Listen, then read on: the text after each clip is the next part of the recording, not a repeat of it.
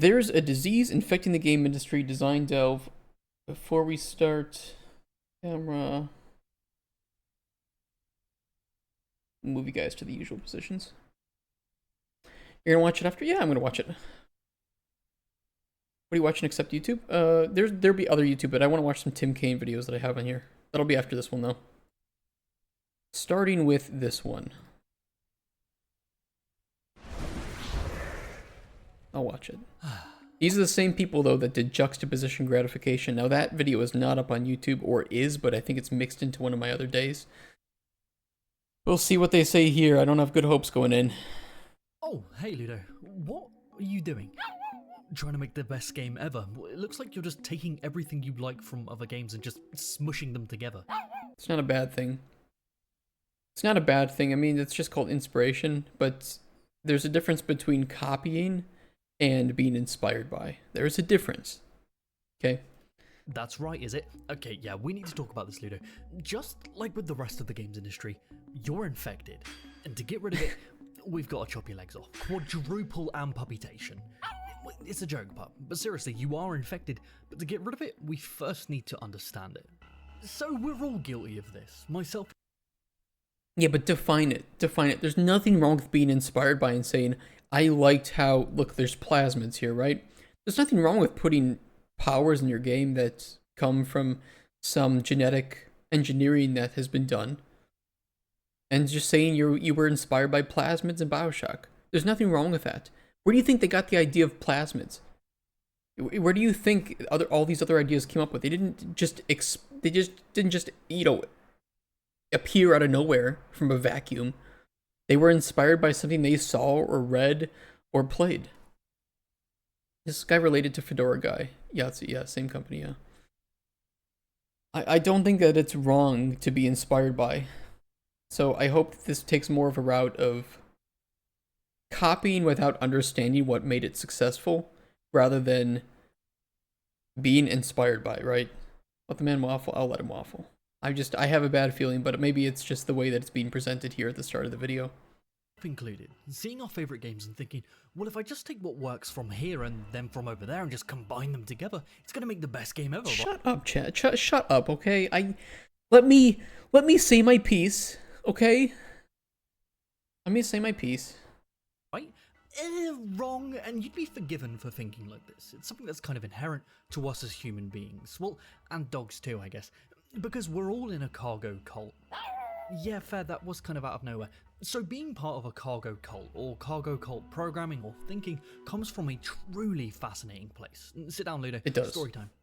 During the conflicts of World War II, many small Pacific islands were used for US military purposes, and refueling, ammunition storage and such. And on these islands, there were indigenous people who had little to no interaction with Western culture, their technologies or customs. While stationed here, the US Army would use boats and planes to drop cargo to these islands, bringing clothes, food and entertainment, which these bases would then share with the island's people to keep relations good. But then the war ended, the US completely abandoning these islands and destroying the military bases. But this is where things get interesting.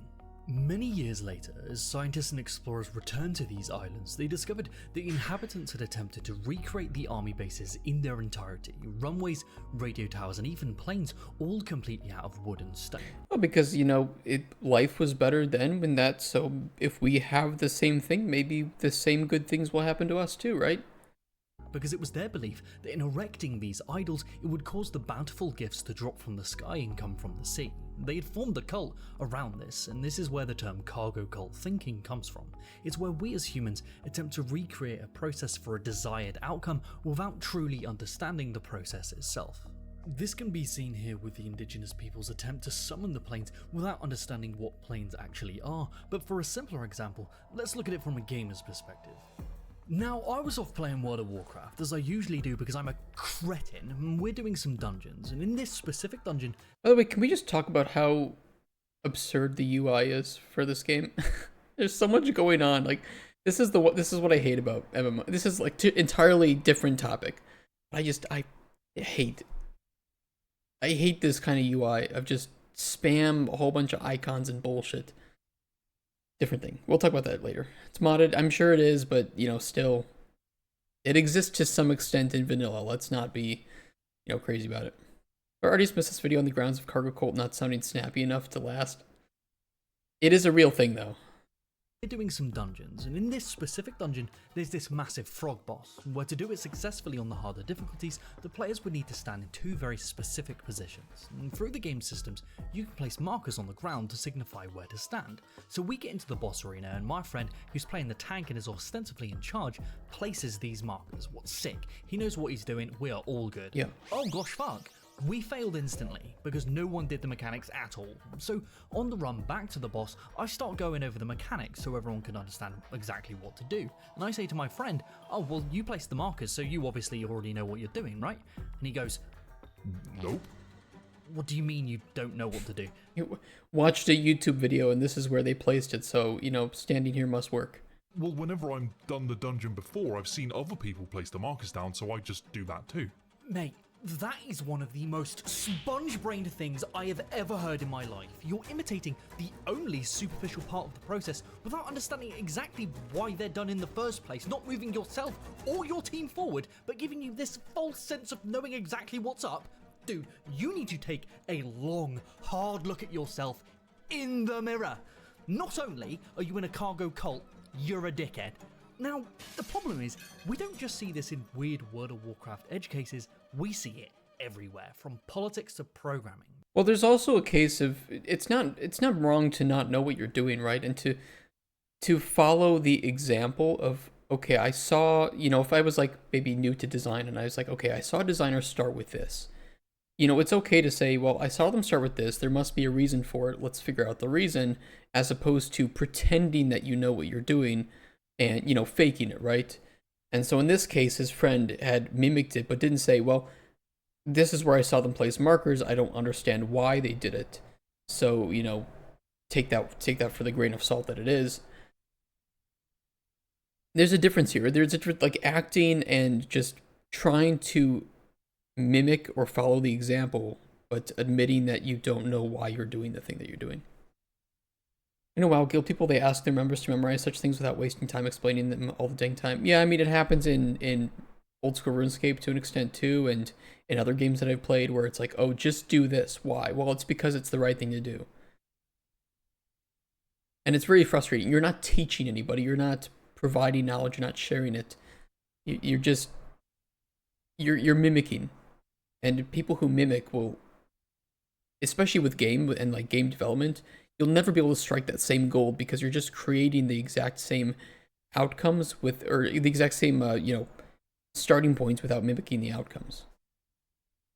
And I think we talked about it too. I talked about it with some friends with like the isekai genre of anime, which is a really good example of a different medium where, you have successful isekai like Mushoku Tensei or what's the other one? One of you guys can tell me.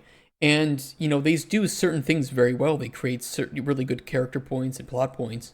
And then it's just like all that is just copied and pasted into other worlds and formats without actually creating the good world building or setting up characters to have these interesting arcs. And then you just end up with slop. Just copy pasted slop. But the biggest sinners of all are game devs. Alright, firstly, let's get this straight, you sensitive bunch. Not every game dev is guilty of this kind of mindset, but it is extremely easy to fall into. The biggest places we see this is in the perceived success of a certain game and the systems responsible for that success. And for an example, Breath of the Wild. It's a critical and commercial success, so game devs go, well, it must be. It's got a glider, so let's put a glider in our game, and that way people will enjoy it. I fucking hate that, by the way. Golden Chronicles will not have a glider. I just explore the world, okay? I don't really think I need a glider in the game. I want people to feel grounded and, a bit small. So, no glider, no sail. That's how it be. I'm not doing it. Be the climbing mechanic. That's gotta I'm be not okay, I'm not doing it because right now I don't see a need for it. Simple as that. Why? So they copy that one system verbatim without fully understanding the mindset. Yeah, the climbing why too. That mechanic worked within the context of the rest of its systems. Some devs are stuck in this never-ending loop of building those runways and radio towers, waiting for the foretold planes to drop that cargo, and by runways I mean copying anything from software have done in the last 15 years, and by cargo, I mean waiting for anyone to actually give a shit. And no, contrary to what the internet will have you believe, it's not all about bonfires and Dark Souls. It's the one with Rem. You know, the blue-haired girl, Rem? I forget the name of it. It's just not coming to my mind right now. That one and Mushoku Tensei came out around the same time. ReZero, thank you. That's exactly it. And they've done some really, really exceptional things for the genre and kind of have set the trends, right, and the expectations. And pretty much all the isekai afterwards have tried to copy what they do without actually understanding why it made them good. And that's why you end up with like just, oh, isekai, they're all harem because that succeeded in these other ones. It's like, yeah, but it succeeded because the author set it up to work well, even despite us not agreeing with the culture that is being shown in this. It's a whole different thing, but yeah, we'll talk about it.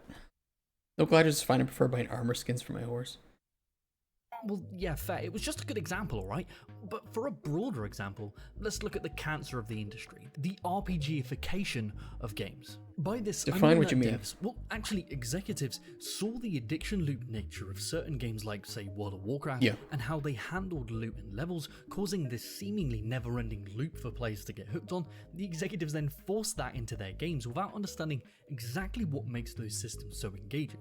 Those games then do well in spite of these systems because of their strong intellectual properties, which causes this trickle-down effect where other games start to copy those games because they think that levels and loot is what made them so popular. Yeah, and levels and loot I think are a big one. I think that's a really good case to use as an example here. You know, randomized loot works so well in these games, so it must work well in ours. And in the end, you're missing some of the things that made those I mean, sometimes, often too, when you like with random loot, you know, like Borderlands for instance, the randomized guns was really cool because it was the first time that we had seen that. You know, previously it was like Diablo, right? ARPGs with randomized loot, but it now was in a shooter looter like Borderlands, and it was fun. But it was fun the first time because it was the first time, and a lot of times they try to recreate it, not knowing that the reason it's fun is because it was the first time we had seen it we'd seen that mix in that genre. Borderlands really burned me out in random loot. Yeah, I think it kind of like it worked well in the first game. I think they optimized it really well in the second game, and I would even say they optimized it a bit more in the third game. By the time I think Borderlands 3, for all of its faults, especially with the story, I think that it hit a nice peak between. The third was just shit. It was mainly the story and characters. They fucking ruined it. But I think that I really liked some of the weapons that they had in the third game, and it felt like that was the best usage of the weapons. But by that point, you know, 2 I think was the peak. Even though that they improved it by the third, I think 2 was still where Borderlands style randomized weaponry was at its best. And now it's like, do you really need this in this game? You're just adding it because, oh, you know, of course, because every other game needs to have talents and customization for characters. It's like, what does it really improve by the game? All this does is adds a shit ton of development time and money being spent for something that probably didn't need to be in there in the first place. This 2 guns, the latest sniper and revolver you picked up. Pretty true. It's this never-ending loop. This kind of cult worship is the exact kind of thing that led to the bastardization of the ass in sequel to Rocky's franchise, and I'm sure you can name a host of other series that have been tainted by this. But this taint wasn't caused by leveling systems. They're not the enemy. Cargo cult thinking is. Not understanding where and why certain mechanics should exist in your game. And to be honest, I don't even think it's the devs' fault, because I think the games industry is uniquely cursed in this regard. No, not a literal curse, like a metaphorical one. Now, there is this wonderful learning technique coined by the legendary jazz musician Clark Terry, which says to successfully learn and grow, you need to do 3 things. The first is imitate, copy the pros to emulate their success. Then, assimilate, understand why they did the things they did and why it might not work for you. Yeah. And then finally, iterate, find the nuances, and develop your own unique strategy that works for your vision. Yeah, now, exactly. Going through these 3 processes is how we learn and grow, but what really sucks is that game developers commonly get stuck at this first stage because of the cutthroat nature of the industry.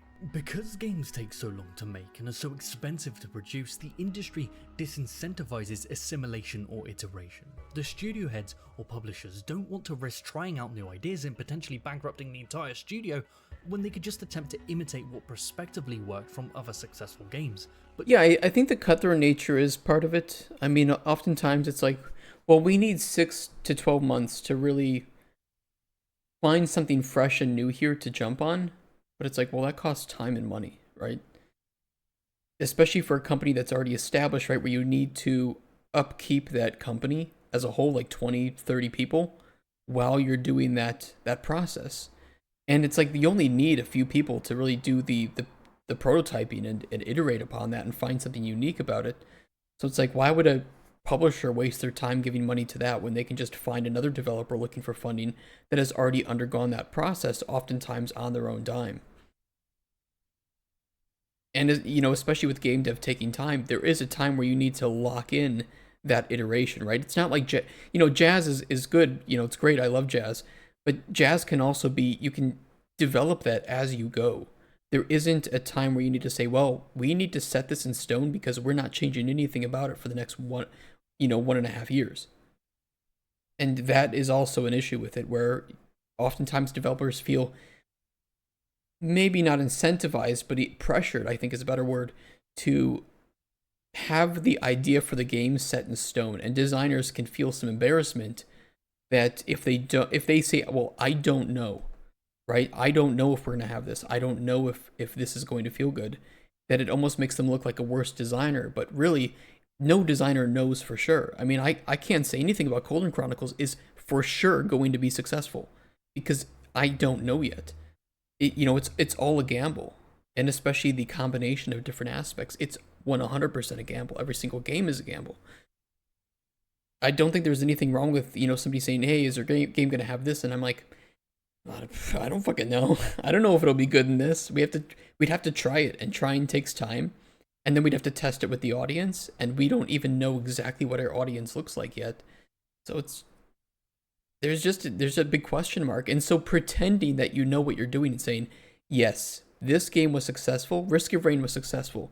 So if we have this same aspect of you get to choose some upgrades, you get to upgrade your character, and then you finish your title, that it's going to work the same way. I mean, yeah, it sounds great to a publisher to say, well, it worked here, it's going to work here as well. Yeah, they might give you money, but there's no for sure way to know that. I think I got distracted halfway through that sentence. Either way, what's your projected age demographic for CC again? For me, I think I set it to 18 to 35, although I think it's going to end up being a little bit older. Maybe like 25 to 40 or something. 18 to 35, but women, yeah. I think it's going to be slightly more women. You need to have tits to play the game, right? I could play the game then. Hooray, that's me. Oh, never mind. We like our flat chests, okay? I'm a flat chest enjoyer. I don't know what that has to do with this video, but just so you know, the flatter the better for me. Just this imitation could lead to bankruptcy anyway, creatively and monetarily, because the audience could see your game as just a poor imitation of something else they liked, writing off your studio. So you like men? Yes. Because They're of really this hot. risk, devs don't get the chances to breathe that they would need to grow and push the industry forward, and constantly attempting to churn out what they think will make their games a commercial success, but in reality could lead to their downfalls. The best games we've seen come out in the last few decades have come from studios that have either been given the opportunities to get to this iteration stage through past successes or a hefty bank balance, like with FromSoft and Elden Ring, or by having publishers and studios willing to take a risk on a new innovative idea, like with Hooded Horse or Double Fine. But not everyone is so lucky when millions of dollars and hundreds of lives. Yeah, but they didn't do something new necessarily. they had inspiration that you don't know about. It's as simple as that. I am a firm believer that you can't just have a great idea out of thin air. That it's all based on past experiences, things we see and things we do. So just because it was less well known, it was more niche inspiration, doesn't mean that these games that we think are really innovative weren't inspired by something. They were. It's just they did have the balls to take a leap, and I think that is, that is worth appreciating. But we shouldn't say truly innovative when it was really just they took a risk on something that they hadn't seen done in the realm of games, or a combination that they hadn't seen done in games before, and it succeeded. Take like three ideas and cram them together. That is the basis for most great ideas. Yeah, I 100% agree with that. So, I don't know. It's just that there's a little bit of misconception here that you need to have some completely new idea, and then if you have a completely new idea, it's going to work. No, sometimes the best game ideas, like you said, are just combination of three other ideas that might even be well known. Did you see innovative? I thought he said effective. I can try. I can go back. The best games we've seen come out in the last few decades have come from studios that have either been given the opportunities to get to this iteration stage through past successes or a hefty bank balance, like with FromSoft and Elden Ring, or by having publishers and studios willing to take a risk on a new innovative idea, like with Hooded Horse or Double Fine. But not everyone is so lucky when millions of dollars and hundreds of livelihoods are on the line.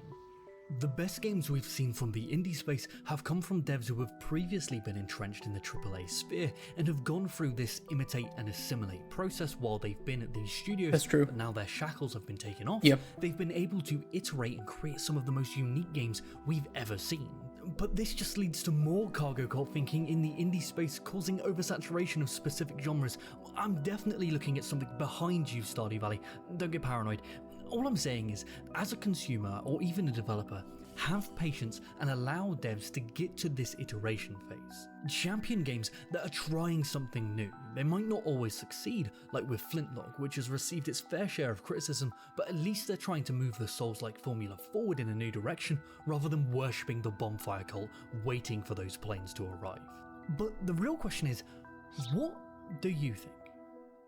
Are you sick of seeing the same gameplay mechanics regurgitated over and over because of a lack of understanding? I think the market decides. Can you think decides. of a time where you in your own life have been guilty of cargo cult thinking? I definitely have in the past and probably in the future too.